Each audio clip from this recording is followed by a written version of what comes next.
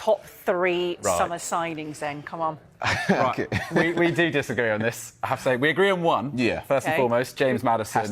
Has to be top. I think he's obviously. I think in terms of the price and the fact that the boots that he had to fill, obviously he's not a striker. He didn't have to fill Harry Kane's boots. But in terms of the energy and the morale that he's brought to the Spurs side, I think you can't argue his impact that he's had in the Premier League. But the other two, so I've said that Declan Rice has to be one of the signings of the season. Okay. Yes, the price is a lot and everyone can talk about that. But in terms of impact, in every big game that Arsenal have had this season, the one we saw against City, we saw how well he played. And I think if they're really going to go to the wire with Manchester City, he's going to be a key cog to their team. He's lived up to that big price tag, surely. I agree. I'm not against it, but I think James Ward-Prowse has gone into that West Ham side and been excellent. I think he's got more assists than any Englishman in Europe this year. I think he's just so perfect for the style of play that they utilise his corners and crosses, the big guys that they've got in the box, their threat from set pieces.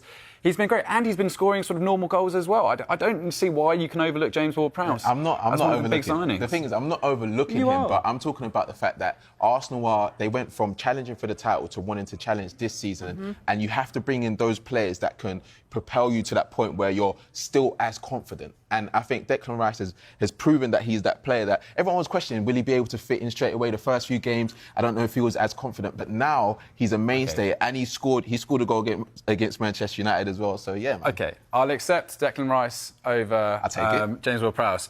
My third pick, it was between Tottenham players again. It was either Mickey van der Ven or the keeper, Guillermo Vicario. And for me, the keeper has to be it. I think the fact that we don't talk about him enough shows just how excellent he's been for £17 million. He's got a save rate over 82%.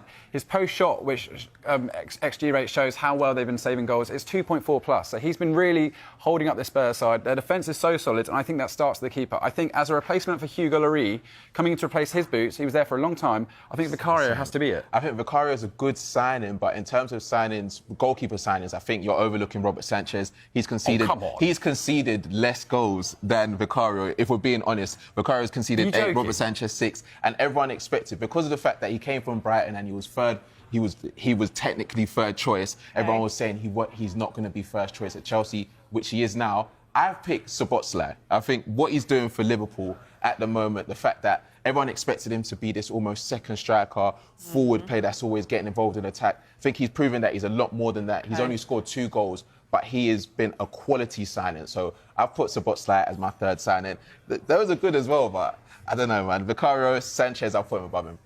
There's something for everyone.